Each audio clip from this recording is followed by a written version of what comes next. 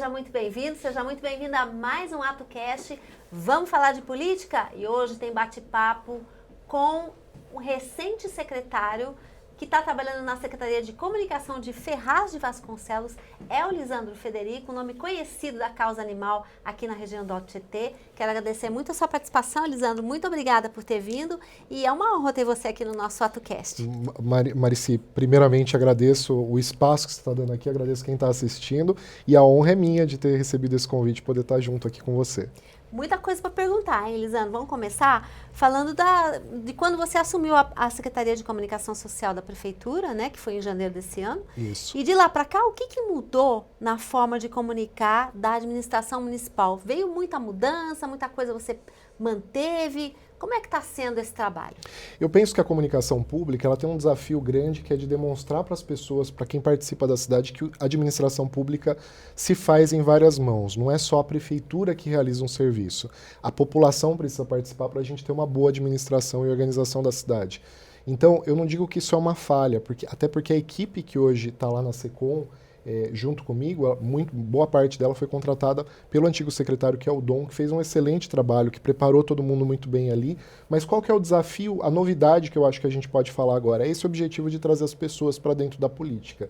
De entender que segurança pública, por exemplo, a gente está vivendo um problema lá em Ferraz agora com relação a descarte de resíduos.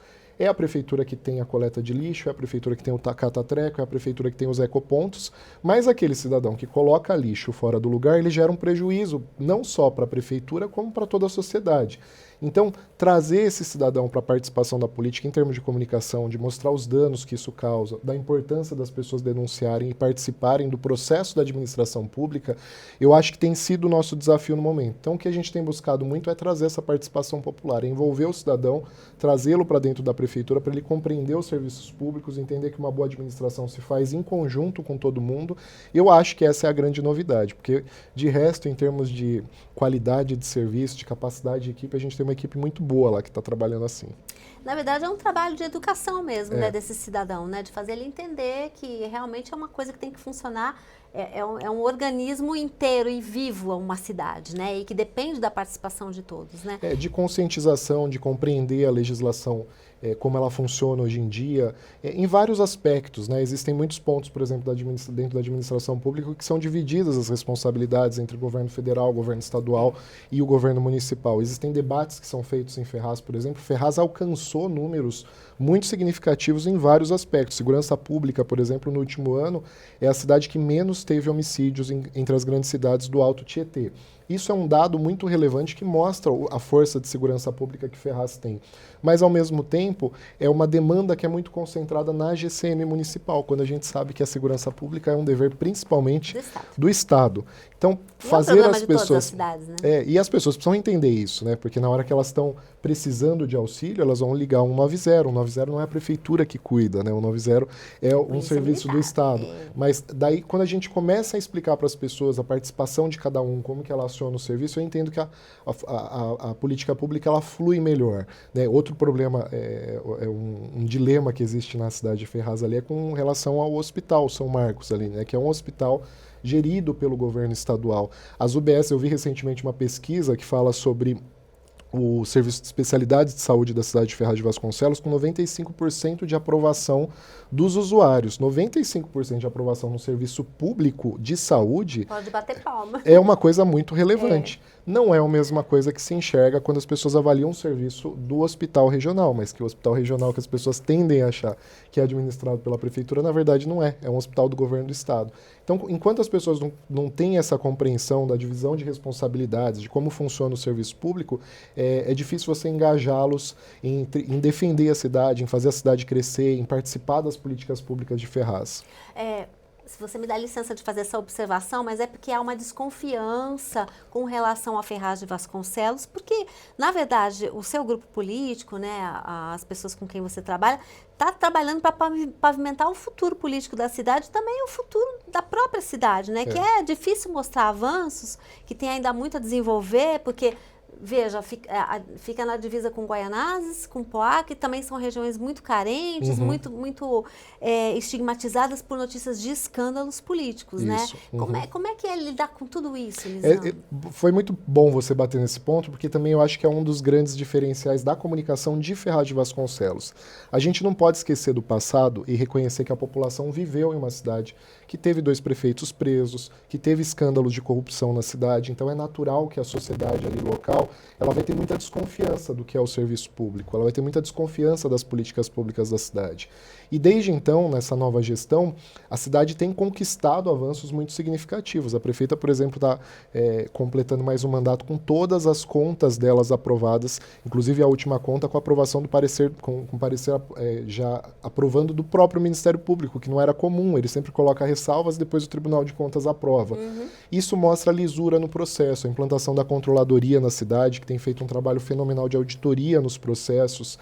Agora, recentemente, uma grande novidade, mas muito técnica, né, que é a questão do CAPAG, que mostra a capacidade de pagamento da cidade. Uma cidade extremamente endividada, como era Ferraz, que tinha mais de 800 milhões de multa, que hoje está sendo distribuída, que não conseguia avançar, não conseguia tirar dinheiro no mercado por conta dessas dificuldades, hoje tem uma alta capacidade de pagamento, hoje paga as contas em dias. É um bom pagador, né? E isso consegue crédito também, né? Isso, exatamente, isso dá crédito.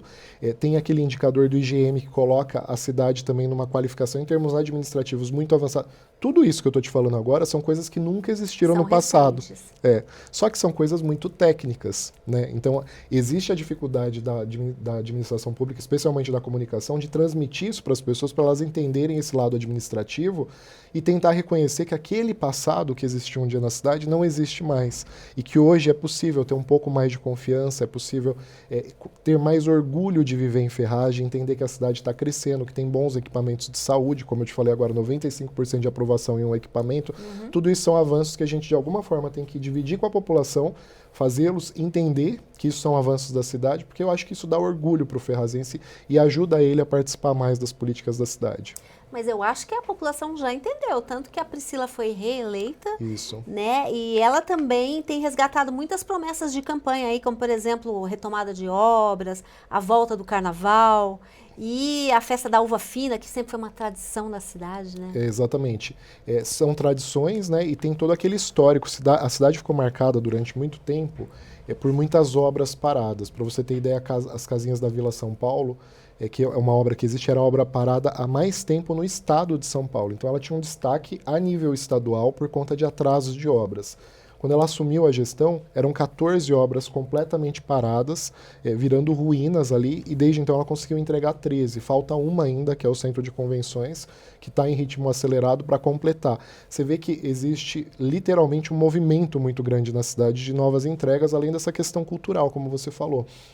Há quase, eu não lembro, acho que há 13 anos que não acontecia carnaval na cidade. Só que essa é uma cultura muito aquecida dentro da cidade, que existe ainda lá. E felizmente, eu tive a oportunidade de vir para a Secretaria de Comunicação agora em janeiro, então eu participei ali do mês de fevereiro dessa participação das escolas. E era muito bonito de ver, de você vivenciar, visitar as quadras. A população simplesmente gosta, quer se dedica, isso. E 13 anos depois eles ainda participavam daquilo, eles estavam dedicados. A gente foi ver as costureiras trabalhando, preparando tudo aquilo para ir para a avenida e consagrar a Ferraz hoje como uma única do Alto Tietê que teve um desfile de escola de samba na rua, com a participação popular, com as escolas da cidade, eles ficaram muito movimentados. Inclusive essa parte cultural é algo assim muito aquecido na cidade, sabe? E essa retomada é muito importante, né? As pessoas passam a valorizar a própria cidade. Olha, a Festa da Uva, por exemplo, eu ouço falar desde quando eu era criança, eu tô com mais de 60, né? Então você imagina a tradição, né? Ficou um tempo sem, né?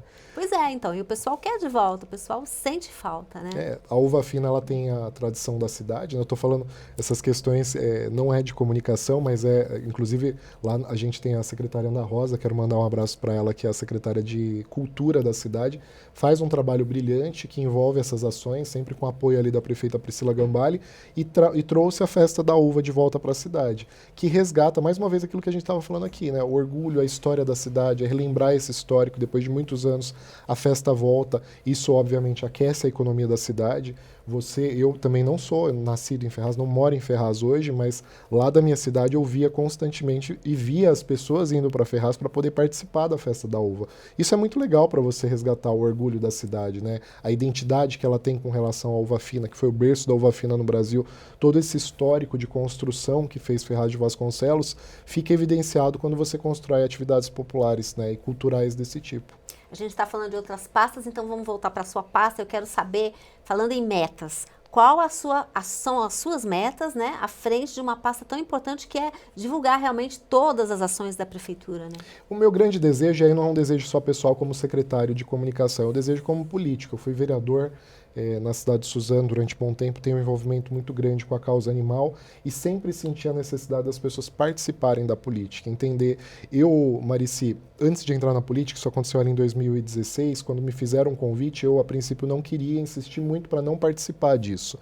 Porque eu tinha literalmente uma paura, eu não achava que política era algo benéfico. Eu votava nulo, para você ter ideia, e fazia campanha pelo voto nulo na internet. Gente, olha isso. Defendendo isso. É a falta de conhecimento. É compreensível, é justamente aquilo que a gente está falando. Isso, né? é. Aí quando eu sentei na Câmara e eu participava de uma sessão ordinária ali que discutia temas relevantes e olhava para aquele auditório vazio, eu falava assim, mas por que as pessoas não estão aqui defendendo essas pautas importantes? E aí isso foi uma experiência, eu acho que é coisa divina, né? Uma experiência que Deus colocou na minha vida que começou a me fazer enxergar que eu estava ali também para movimentar as pessoas, para elas enxergarem que elas precisam estar dentro desse processo, precisam dessa participação. E mais uma vez, né, ao longo pelo destino, agora eu estou numa pasta que tem uma grande missão de fazer isso, né? De envolver as pessoas dentro das políticas públicas, em trazê-las para participar da administração. Esse tem sido o nosso grande desafio ali em Ferraz, que é uma cidade que tem grandes números, como eu te falei, me surpreendeu. Uma cidade que durante muito tempo foi marginalizada no Alto Tietê. As pessoas sempre trataram a cidade de Ferraz de Vasconcelos como uma cidade marginal, precária, com muitas dificuldades. E agora participando, você percebe que apesar de toda a limitação de orçamento que tem, porque até hoje boa parte do orçamento vai para pagamento de dívidas antigas da cidade, tudo é muito limitado. Mas apesar disso, você consegue ter um centro de especialidade com 95% de aprovação. Você consegue ter um ano de 2026, como eu falei agora, com redução na criminalidade, sendo uma das cidades com menor taxa de homicídio entre as grandes cidades do Alto Tietê. São todas... são conquistas que não são compatíveis com uma cidade pobre como é a cidade de Ferraz de Vasconcelos. Só para você ter ideia, é a quarta cidade com menos recursos públicos para investir per capita no estado de São Paulo. Então é uma cidade que enfrenta muita dificuldade. E apesar de tudo isso, está com um time de secretário, está sendo comandado pela prefeita e conseguindo trazer bons resultados para a cidade. O grande desafio é fazer essa percepção que é totalmente política, que eu estou falando aqui, ser introduzida na população para que a população participe com a gente. Tenha orgulho da cidade e ajude a construir boas atividades, né, uma boa imagem da cidade. Óbvio que essa boa imagem atrai investidores, atrai novas empresas, tudo isso é muito positivo. Exato. Bom, a Priscila Gambale foi reeleita e agora ela não vai poder tentar de novo a eleição em 2028.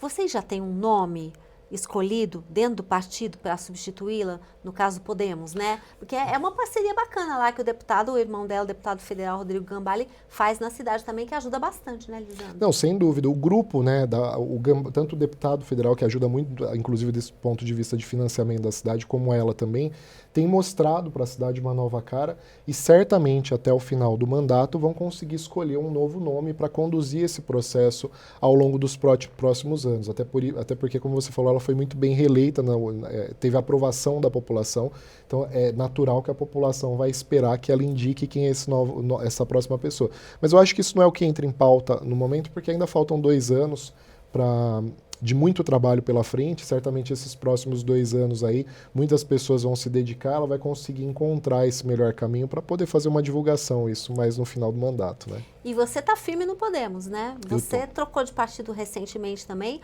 ou já faz tempo que você está dentro dele e você está confortável? Você tem quais as suas pretensões políticas? Do Podemos eu já estou desde 2021, né? Eu não estava oficialmente, mas eu já fazia parte do grupo do deputado, então a todo momento eu estava ali participativo, né? Não filiado ao Podemos, mas ali participativo nas atividades. A filiação mesmo ocorreu ali em 2024 e desde então é assim que a gente tem seguido, porque é um partido que tem dado uma abertura muito grande para o deputado. Ele recentemente assumiu agora a liderança dos blocos da Câmara ali. É a primeira vez, eu acredito, que o Alto Tietê tem um deputado federal que lidera um bloco de partidos tão grande como é o líder do Partido Podemos, o Rodrigo Gambale, agora ali na Câmara Federal. Então é um espaço que é conquistado por ele, mas que naturalmente traz vantagens para o projeto político aqui da nossa região. Então hoje aqui, por exemplo, no Alto Tietê existem outros prefeitos dentro do grupo também, né? O Rodolfo Marcondes, que é o prefeito de Salesópolis, o Chinchila, que é o prefeito de Santa Isabel, todos eles fazem parte do grupo e começam a mostrar resultados e atividades dentro de uma cidade para mostrar o estilo do Podemos de trabalhar, o novo modelo, o apoio do deputado Gambale, que tem fortalecido. Certamente até o final desse ano temos eleições novamente, esse grupo vai crescer, a ampliação do Podemos na cidade vai crescer e vai trazer muito benefício para a população. Outra coisa que chama muita atenção na sua trajetória é realmente seu amor à causa animal e também é uma luta do deputado Rodrigo Gambale. Esse é uma causa que tem dado visibilidade a muitos políticos e é uma causa que as mulheres já conhecem há muito tempo, porque sempre foi das mulheres, modéstia à parte. É. A gente sabe Principalmente, que a maioria... Eu e o Gambale somos raridade nesse meio. Não, agora está aumentando o número de homens, mas sempre foi tocado por mulheres essa pauta, que é uma pauta que as pessoas não tinham muito interesse até agora, né? Mas eu queria saber, dentro dessa perspectiva toda e dessa mudança de olhar para essa causa, o que você tem a dizer e o que pode mudar o futuro político de Ferraz junto à causa animal? Eu acho que Ferraz hoje ele já se destaca em termos de causa animal. É impressionante. Ferraz, como eu falei, é uma cidade pobre, né, que tem pouco recurso de investimento, mas se você comparar com outras cidades do Alto Tietê, foi uma das primeiras que teve uma clínica veterinária popular, né, gratuita para a população da própria cidade. Ferraz alcançou recentemente mais de 20 mil castrações de animais. É um volume muito grande, próximo do tamanho da cidade. O desafio é grande, mas nenhuma outra cidade consegue atingir patamares como esse. Então isso, apesar de eu estar na Secretaria de Comunicação, essa parte é da Secretaria de Meio Ambiente, que é muito bem conduzida lá pelo Cláudio Esquisato, que é o secretário de Meio Ambiente. Isso está sendo desenvolvido de uma maneira muito forte. Mas existe um desafio, eu acho que a nível Brasil, que é de conseguir compreender a importância dos animais dentro de uma sociedade, né? Hoje em dia, as pessoas não conseguem entender que isso muitas vezes é política pública. Há quem critique o uso de dinheiro público para financiar esse tipo de atividade.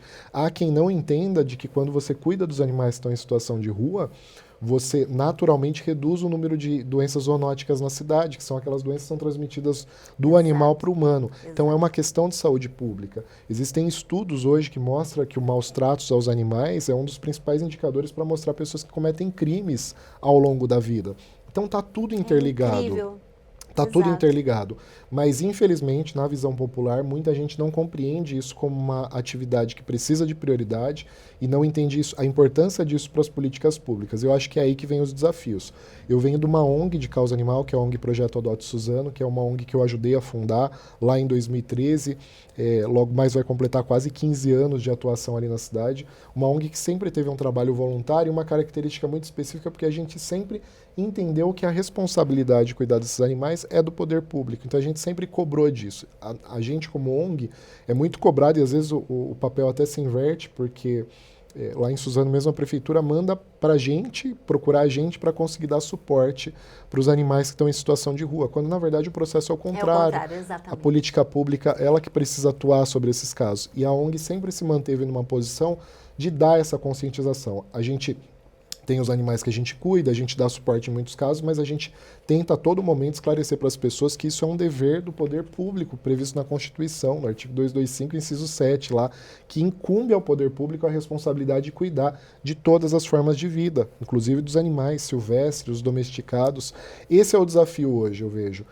Das pessoas conseguirem compreender que isso precisa ser integrado na política pública e funcionar em todas as cidades.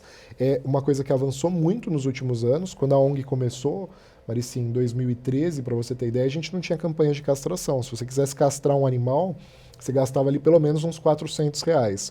Com certeza, era caríssimo. Hoje não era só lá, não. É, em qualquer lugar. Hoje, pela nossa ONG mesmo, você castra um gato por R$80, através de facilidades que a gente cria, sem recurso público, mas com a iniciativa privada, a gente cria facilidades para estimular o uso da castração dentro da cidade. Então, muita coisa avançou, né? Legislações que foram criadas nos municípios, serviços públicos veterinários que ainda são escassos, mas já existem, né? Mogi das Cruzes, lá em Santa Isabel, que é uma prefeitura do Podemos, também tem o serviço público veterinário, Ferraz de Vasconcelos, que também tem. Então, é um assunto que avançou, mas ainda falta muito. E, mais uma vez, a gente entra naquele mesmo debate. Falta muito porque as próprias pessoas não demandam, não conseguem reconhecer que isso é um papel, é um problema que precisa ser resolvido pelo poder público. É uma das questões que eu sempre penso, assim, como simpatizante da causa de muitos anos. Por que não existe verba do poder público para animal errante, para animal que não tem casa, que não tem lar, né? Como é que se faz? Porque a proliferação deles é muito grande. Não dá para conter sem castração, né? Então, eu acho incrível que exista política para castração de animal que tem dono e não exista para animal errante, né? Que é um problema seríssimo. É porque o grande problema no caso do animal errante quando você faz uma cirurgia de castração, é uma cirurgia. Então, ela precisa de tempo de recuperação, de pelo menos 10 dias de medicação constante.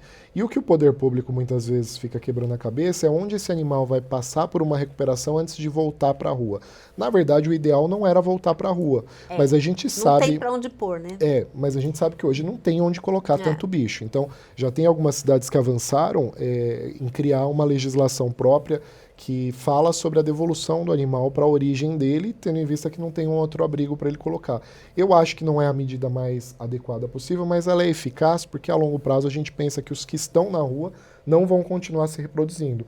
Então, esse é um avanço importante que a gente precisa colocar, mas realmente é um dilema que fica aí dentro das administrações, muito porque essa pauta da causa animal ela é ainda muito dividida entre saúde pública, ou seja, a Secretaria de Saúde, dividida com meio ambiente, que é onde eu acredito que está mais adequado ali, mas precisa ter participação da saúde. Essa mudança é recente, né? E essa discussão faz as coisas não avançarem. Fica nesse dilema, nesse debate, Exato. E as coisas não avançam por conta disso. São importantes. Por exemplo, tem um fator dentro disso tudo que você está falando aí que chama a minha atenção, que é a própria questão ligada ao machismo, né? A cultura que existe na sociedade brasileira de não castrar o animal macho, né?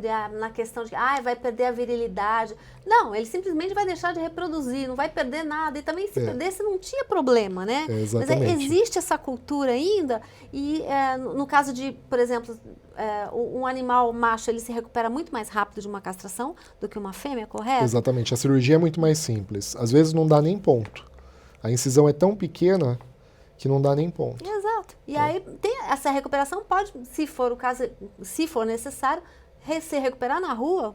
Mas você sabe que isso acontece por uma questão que é pura consciência social também, né? O problema de quando uma cadela fica prenha e fica com filhotes ali, sempre fica para quem tem ou cuida da fêmea, certo? E aí as pessoas fazem o cálculo de que o problema é a fêmea, porque é ela que reproduz. Só que se você olhar do ponto de vista matemático, o animal macho é muito pior. Por quê? Você não assume o problema de criar os filhotes, só que ele tem um tempo de reprodução ao longo do ano constante. Exato. Então, bastou o animal macho existir e ter uma fêmea perto, ele reproduz. A fêmea, obviamente, a cada 6 meses ela entra no cio, então ela tem um ciclo de reprodução mais reduzido. Mas você observa comigo que, na verdade, o foco fica onde está o problema, que no caso é a fêmea. Mas se a gente pensar em termos de proporção, o problema é o macho. Porque um macho solto na rua sem castrar, ele está encontrando fêmeas todos os dias e reproduzindo. Ele que é o vetor, né? Da Exatamente. reprodução. Então... E o pensamento social é totalmente contrário. As pessoas acham que o problema é a fêmea. Por que é tão difícil mudar esse pensamento, Lisandro? Eu acho que a questão da causa animal, para um Brasil como a gente vive hoje, tão carente de estrutura para as pessoas sobreviverem, as pessoas estão pensando mais no que comer. Eu falo isso porque eu ouço isso com frequência. Nas dificuldades que ela enfrenta no dia a dia, com o trabalho, com o transporte público. Falta esse olhar, até o tempo da sociedade ter um olhar de olhar para o próximo, e esse próximo envolve os animais, né? Eu acho que faz isso tirar essa política pública da prioridade. O que não deveria ser assim, porque quando você elege um prefeito, um presidente, um governador, ele assume um poder executivo composto de várias secretarias. Sim. Não é uma só, são várias. O que inclui responsabilidades de várias atividades ao longo daquele tempo. Então tem que cuidar de meio ambiente ao mesmo tempo que cuida de saúde, ao mesmo tempo que cuida de transporte. Existe orçamento para tudo isso. Exato. Mas o debate público fica muito concentrado exatamente num ponto só. E é uma bobagem, né? Porque realmente você tem que ter esse olhar amplo, né? De todos os setores, né? Exato. Tudo tem que funcionar. É a mesma coisa de falar, a gente não vai ajudar as pessoas a 60 a mais porque tem muita criança. Não dá, né? Sentido, a gente não pode ter esse olhar, né? Você sabe que a gente ainda que participa de ONG de causa animal, a gente recebe muita crítica, né, ao longo da vida de pessoas que acham que a gente não devia estar fazendo isso. E uma coisa que eu sempre observei, por isso que essas críticas nunca nos incomodam, é que quem critica é quem normalmente não pratica nada. Exato. Eu nunca recebi uma crítica de uma entidade que cuida de criança, eu nunca recebi uma crítica de uma entidade que cuida de pessoas que estão sofrendo abstinência com drogas, porque essas pessoas que se solidarizam e que cuidam do próximo, elas sabem que cada um tem o seu espaço e todos criam um equilíbrio ali de cuidar da sociedade. Agora, a crítica sempre vem daquelas pessoas que não praticam nada. Inertes, é isso mesmo. Lisandro, vamos falar um pouquinho de eleição? Bora. Olha só, 2026 é um ano eleitoral e temos aí eleições em outubro de deputados, senadores, presidente, governador. Como é que está esse termômetro lá em Ferraz? Hoje, dentro dessa disputa, Sim. O Podemos é um partido que tem feito um trabalho muito independente. Eu acho que hoje as garantias que a gente tem dentro da cidade vêm muito do trabalho que é feito pelo Rodrigo Gambale, que é deputado federal, que tem trazido recursos do governo federal para cá.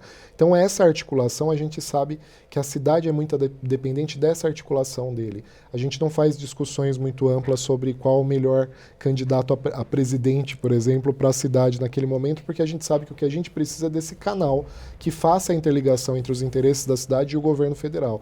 O debate tem sido sempre direcionado para isso. Podemos, até o momento, não se manifestou com relação ao apoio que ele vai dar oficialmente através do partido. Ainda não. Não, mas essa é a minha maneira de enxergar com relação à estrutura que a cidade precisa. Eu acho que o deputado ele precisa continuar focado nesse trabalho que ele vem fazendo hoje, né, com o governo federal, independente de quem esteja no governo, mas de defender os interesses do município e ajudar a trazer recursos para o município.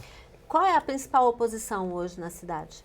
A gente tem vereadores de oposição e eu acho que isso é saudável para o processo, né? Você ter pontuações da cidade. Eu não sei o número exato, mas eu vejo alguns vereadores ali fazendo pontuações com relação à prefeitura. Como eu falei, eu acho que isso é natural, desde que sempre funciona dentro de um debate equilibrado, trazendo verdades para a população, trazendo informações que são úteis. A gente sabe que agora, num período eleitoral, especialmente, vai vir um debate mais acalorado, que tem aquela finalidade de ataque, de desinformar a população, de trazer inverdades para tentar manchar uma história que está crescendo, o que eu acho que não é nem um pouco útil para a cidade, porque, como a gente falou agora, isso só vem de uma cidade mais feia, mais desequilibrada para fora, isso afasta investidores, empresas que possam ter interesse em investir mais em Ferraz. Não é um debate útil, mas eu acho que a oposição é útil quando ela faz pontuações adequadas de políticas públicas e ajudam a construir. Nem é sempre assim que a gente vê a oposição se comportando, mas esse é o cenário que eu posso resumir de Ferraz hoje. E comparando Ferraz com as outras cidades, que também têm secretarias de comunicação, como é que você avalia o trabalho da SECOM de Ferraz? Então, eu acho que é um trabalho que tem se destacado bastante, principalmente por conta dessa atuação nas redes sociais e dessa busca que a gente, como eu te falei, que a gente tem feito de trazer o cidadão para dentro da prefeitura, para ele participar da construção de políticas públicas também. Eu acho que esse é o ponto mais positivo que a gente tem ali dentro de Ferraz. É o desafio principal que a gente tem dentro da comunicação pública e é o que a gente vai tentar relevar cada vez mais. É um trabalho muito importante, mas é o que tem destacado a cidade de Ferraz. Internamente pelo público, eu tenho recebido feedbacks de outras prefeituras também que têm observado mudanças na linha de comunicação, que têm agradado, têm usado até de benchmark em alguns pontos, e é assim que a gente vai continuar trabalhando, acreditando no propósito e que a política pública pode ser vantajosa para a população quando ela participa junto. Então é nessa missão que a gente vai seguir até o final. Lisandro, para terminar, eu quero perguntar para você o que não pode faltar no planejamento de comunicação institucional, na sua opinião? Eu acho que é criar essa relação, de fazer a participação das pessoas. Eu acho que esse é o ponto fundamental, o ponto X fundamental e muita responsabilidade com a parte legal, né? A prefeitura ela tem uma equipe de comunicação grande que tem muita responsabilidade legal com as diretrizes da comunicação, né, que diz respeito à promoção pessoal, à legalidade das informações. É uma coisa que a gente tem sempre se empenhado muito para entender a legislação ferrazense e dar para a população uma comunicação muito clara, clara do ponto de vista legal mesmo, para as pessoas agirem de forma correta, com ética, ser um cidadão eficiente dentro da cidade com base nas informações que a gente divulga. É um cuidado que a gente sempre está tendo e sempre com muito apoio da prefeita. Tudo isso, toda essa estrutura de comunicação, ela depende de investimento, ela depende de recursos que a gente precisa na secretaria para poder manter esse trabalho, e graças a Deus ela tem dado esse apoio para fortalecer a gente. Agora umas perguntinhas rápidas, tipo ping-pong com resposta rápida, tá? Vamos tentar. Uma palavra para definir Ferraz. Perseverança. Muito bem. Política em uma palavra. É difícil, né? Eu acho que, na verdade, a gente pode ficar no é difícil mesmo, porque eu ia falar assim, é difícil definir uma palavra, mas eu acho que é difícil. Política é uma coisa que, ao mesmo tempo que traz muito... Você fica muito orgulhoso das coisas que acontecem dentro da política, tem o outro lado que a gente vê o egoísmo da sociedade, essas disputas eleitorais que tem, isso naturalmente... É muito extremo, você quer dizer? É muito extremo. Então, eu acho que a palavra é muito difícil, ficou bem definido ali. Comunicação para você é? Transparência. Um defeito seu. A minha ansiedade. E uma qualidade? Eu acho que a minha transparência também. Café ou chá? Chá, sem açúcar. Rede social, ajuda ou atrapalha? Mais ajuda do que atrapalha. Um livro ou filme que você recomenda? Eu estava lendo um livro agora recentemente que chama Propósito, é do Ciri Prembaba. Uma forma de você interligar a sua profissão ou qualquer atividade que você vai desenvolver na vida com o seu eu interior, né? Em termos de o título define bem, é propósito. E é um exercício constante muito interessante para a gente exercitar no dia a dia para tentar colocar todas as nossas fases da vida, né, os nossos segmentos de vida, relacionamentos, profissional, família, com um propósito só. Eu acho que esse equilíbrio é muito útil e tem sido um livro muito útil. Não terminei de ler ainda. E como é que as pessoas fazem para adquirir? Está nas redes sociais? Deve estar. Eu ganhei, na verdade, esse livro. Mas já fiquei interessada. É do Ciri Prembaba. É muito interessante. Legal. É um livro... O Ciri Prembaba, não sei exatamente qual que é a religião dele ali, mas eu acho que as palavras que ele transmite ali são muito positivas. Muito bom. Um sonho ainda não realizado. São tantos sonhos que a gente tem, mas eu acho que a gente, como falou muito de comunicação e de política aqui, eu acho que esse sonho eu vou tentar direcionar para essa área de fazer as pessoas terem menos oposição para o tema política, participarem mais e entender que o Brasil tem condições, tem gente, tem recursos e tem autossuficiência para se tornar um grande país, mas isso a gente só vai enxergar quando as pessoas deixarem de ter essa crise do vira-lata e começar a enxergar o seu próprio valor. Esse é um sonho que eu acredito até que eu não vou enxergar ele acontecendo na prática, mas é um processo que eu acho que todo mundo tem que participar para um dia chegar aí. A gente vai deixar isso para os nossos filhos, né? Imagina, você é muito jovem ainda, vai participar sim. Para finalizar, uma mensagem final para a população e pode falar para aquela câmera ali. Marici, primeiro agradecer quem assistiu até aqui, esse debate, que se interessa por política, que você sabe que é um tema difícil, né, que muitas vezes não atrai tanta audiência assim, mas que eu tenho certeza que quem assiste e participa é porque tem crença de que essas coisas podem mudar e nesse sentido pode sempre contar com a gente lá em Ferraz de Vasconcelos, com o Podemos, com o deputado Rodrigo Gambale, com a prefeita Priscila Gambale que está aí sempre lutando para melhorar a cidade e contando com a gente também, com vocês da imprensa para poder fazer essa divulgação que é o canal fundamental para a gente criar essa transparência com a população e trazê-las para participar com a gente. Muito bem, quero agradecer demais a sua participação, Obrigado. viu, Lisandro? Muito obrigada. Está convidado para voltar, viu? Pode Tem deixar. muito bate-papo ainda, quero falar bastante de causa animal. E parabéns pelo seu trabalho lá dentro da SECOM. Obrigado pela oportunidade mais uma vez, obrigado por quem assistiu. E para você que participou com a gente, não se esqueça de ficar ligado no nosso canal AtoCast. Semana que vem tem mais participação para você, tem mais convidado. E um grande abraço para você e até lá. Tchau!